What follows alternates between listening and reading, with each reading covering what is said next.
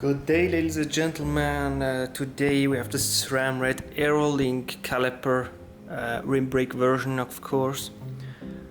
This specific brake has caused all heaps of problems, especially on this Cannondale Supersix Evo frame, because you see the distance between the cable coming out of the frame and the brake caliper is extremely short. Let me measure it quickly for you. So this is just a little straightforward measure, nothing really precise. We have about 5.6 centimeters, which is really nothing.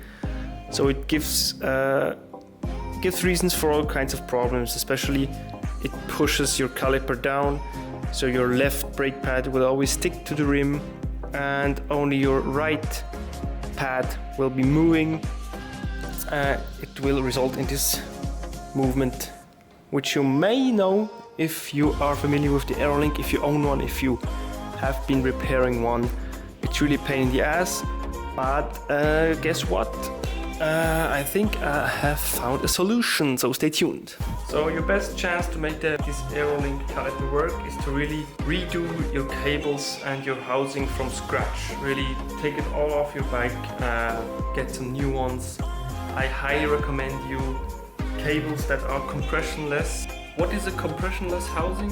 Let me explain quickly for you. So first point, they are really flexible, and what Jaguar does is really interesting. They actually always have a liner inside of the housing, so you can just take the liner out and you have like a normal housing. But Jaguar want to enhance their anti-friction level, so they put this looped liner inside, which will run even more smoothly. And that's the way you want to go with this kind of caliper. You want the least friction possible. You can even get some elite links from Jaguar. Those are in fact those little aluminium links that you link together and you get a cable from it. And the result is they are extremely flexible. You can really form them however you want and they stay in that position and they won't affect the braking or the shifting performance. So those are really great. I highly recommend you getting one of those in order to make your Aerolink work. So what I did for this bike is just the last piece of cable housing before going into the frame is made up of Jaguar Elite Link cables. I have read that on weightweenies.com. Whether or not it works better than before, I did not test out, but I figured the more Elite Links the better. And I've got another compressionless from Jaguar over here, which is really a great housing. Of course, a new cable, and you want to lube your cables as well. I know that those are new housings, so what the hell, why are you trying to lube them? But you're really trying to get every % of performance out of those new cables and this new cable housing, okay? Because this SRAM Aerolink is really as I mentioned, a pain in the ass. I actually don't know how the pros did it, especially for instance for Peter Sagan's or Vincenzo Nibali's bike when they used to ride for Cannondale, and they in fact had the very same setup. So the Aerolink, SRAM Red calipers and the Cannondale Supersix Evo. Let me compare this caliper quickly to the Ultegra one. You see, if I just put it there. Let's compare like the brake arm that goes up. You see that Ultegra starts, ends over here. SRAM goes all the way up, at least 2 centimeters more than the Ultegra.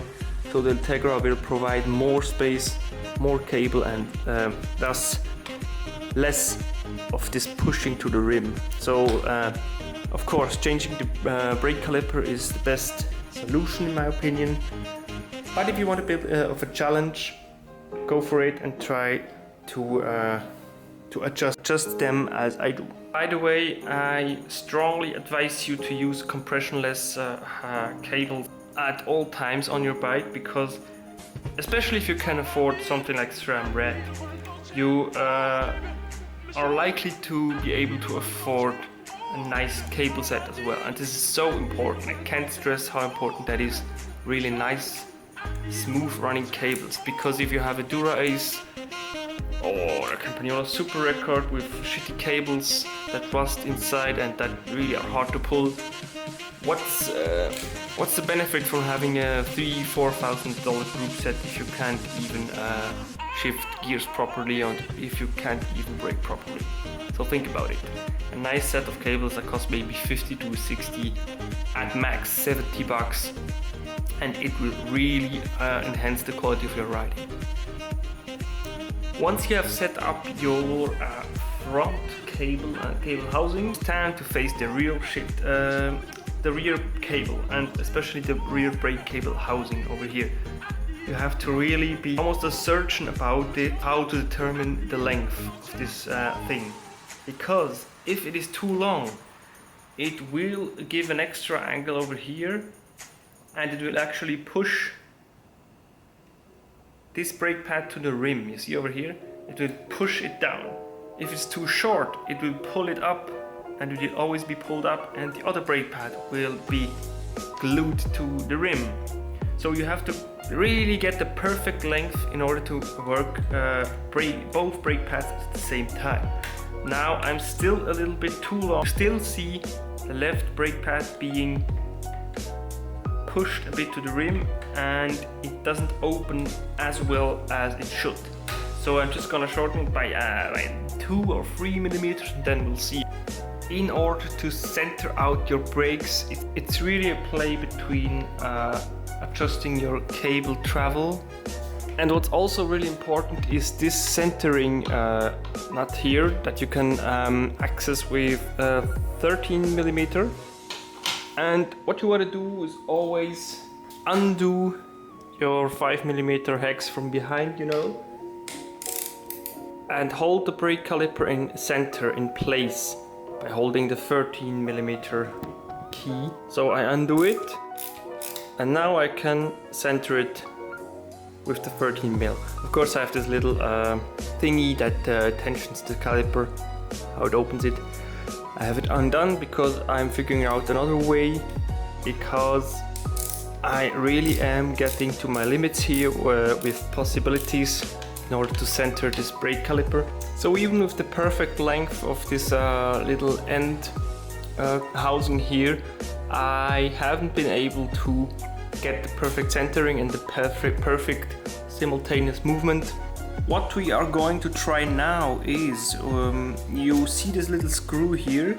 This particular screw you can access 2.5 millimeter hex, and what it does is basically, if you increase the tension on this metal feather that I showed you before, this one, it will actually increase the force of the brake pad coming out, if you get what I mean.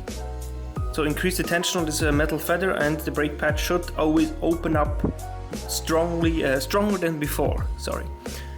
But even with the tension fully on, this brake pad is still not able to come out. And of course we have too much tension on the other, so the other opens up too much. So what you're gonna do is we take this piece out, and it looks like this. And if you undo it, this is a left threaded, by the way, screw. So if you turn it clockwise, it will increase the tension on the feather. Anti-clockwise, it will decrease the tension. But we have to even get less tension. So we are gonna have to sand it off, this little thing here. Well, I have to say that today marks the day where I will not succeed in adjusting this SRAM red Aerolink brake caliper. So I put on the spare again and see just how great it works. Nicely centered, doesn't push the rim. What can I say? Shimano works 99% of the time, and we're gonna have to do a little service of this brake caliper. It is maybe an issue with this nut over here, which you have to undo with a really tiny torques. Then we can see, you see, just moving it here, I have to get that right adjusted, and then we can give it another go and see just how it goes. For now, peace out.